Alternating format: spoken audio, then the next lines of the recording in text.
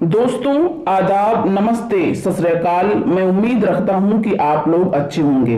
मुंबई एक ऐसी जगह है जहां दिन रात चहल पहल रहती है, जहां घर और रूम्स इतने छोटे होते हैं कि एक दूसरे की आवाजें मिलती रहती हैं।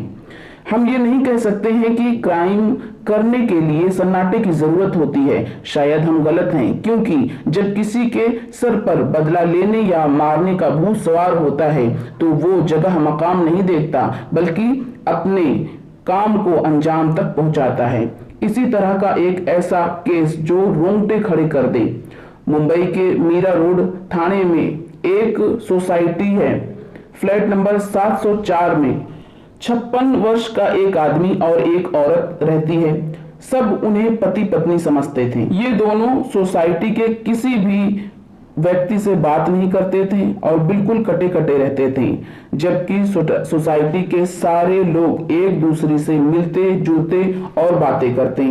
फ्लैट नंबर 703 में बदबू आई तो उन्होंने 702, 701 हर फ्लैट में पता लगाया, पर कुछ पता ना चला।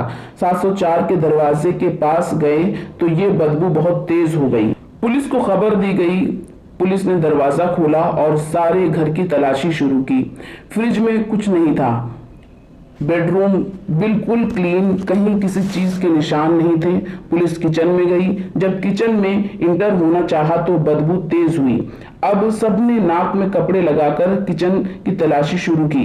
किचन के अंदर 2 बाल्टी जिसमें पानी भरा हुआ था। पानी कुछ गंदा सा मालूम हो रहा था। कुछ मांस के छोटे छोटे टुकड़े बाल्टी में पड़े थे। साइड में एक तवा और 2 चम्मच पड़े थे। देखने पर लगा कि तवा में कुछ मांस के टुकड़ों को भूना गया हो और चम्मच में भी टुकड़े फंसे थे, और टब में इंसानी पैर जैसी मांसें थीं, लेकिन सब छोटे छोटे टुकड़े। सबका रंग बदला हुआ। अब कुकर खोला तो उसमें उबले हुए मांस। जब तलाशी बढ़ाई गई, बालों की एक चोटी मिली जैसे किसी महिला की होती है। 57 वर्ष मनोज को हिरासत में लिया गया। उसने पहले झूठी कहानियां बनाई, लेकिन पुलिस की पूछताछ बढ़ती गई। मनोज ने बताया कि उसने IIT की थी। उसने बताया कि एक बार उसका एक्सीडेंट हुआ था, उसमें उसे ब्लड चढ़ाया गया। कुछ दिनों बाद उसे पता चला कि HIV पॉजिटिव है। शायद ये उसी ब्लड की वजह से हुआ था। राशन उसी दुकान में एक लड़की राशन लेने आती। दोनों में बातचीत शुरू हुई, प्यार हो गया। लड़की का नाम सरस्वती था। ये 34 वर्ष, मनोज 56 वर्ष का था। सब कुछ ठीक ठाक चल रहा था। अचानक राशन की दुकान बंद हो गई। ये रात को देर से आता तो सरस्वती उस पर शक करती। इस वजह से दोनों में लड़ाई शुरू हुई।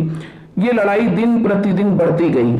उस दिन लड़ाई में मनोज ने अपना आपा खो दिया और सरस्वती को कत्ल कर दिया, और उसके सारे शरीर के छोटे छोटे टुकड़े करके उन्हें उबाल कर फिर तवा पर फ्राई किया। रोज थोड़ा थोड़ा ले जाता, कभी कुत्तों को दे देता, कभी फेंक देता। दोस्तों, ऐसे क्राइम हमारे देश में दिन प्रतिदिन जोर पकड़ रहे हैं। हालात इतने खराब हैं कि किसी पर भी भरोसा करना मुश्किल है, तो सतर्क रहें। दोस्तों, आज की बात यहीं खत्म करते हैं, फिर मिलेंगे किसी दूसरी कहानी के साथ।